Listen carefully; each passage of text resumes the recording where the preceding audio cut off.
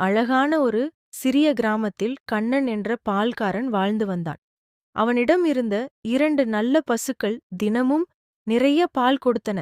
அதனால் கிராம மக்கள் அனைவரும் அவனை நம்பி பால் வாங்கினர்.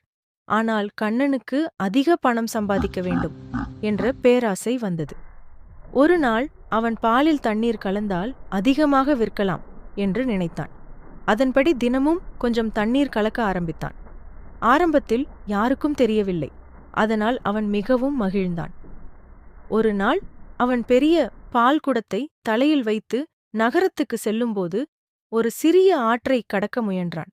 அப்போது அவன் கால்கள் வழுக்கி குடம் கீழே விழுந்து எல்லா பாலும் ஆற்றில் கலந்து போய்விட்டது. கண்ணன் மிகவும் வருந்தினான். தனது பேராசைதான் இந்த நஷ்டத்திற்கு காரணம் என்று உணர்ந்தான். அதன் பிறகு அவன் ஒருபோதும் பாலில் தண்ணீர் கலக்கவில்லை. நேர்மையாக பால் விற்றான். கிராம மக்கள் மீண்டும் அவனை நம்பினர்.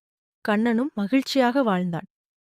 இந்த கதை நமக்கு சொல்லும் நல்ல நீதி என்னவென்றால், பேராசை நஷ்டத்தை தரும், நேர்மை எப்போதும் நன்மையை தரும்.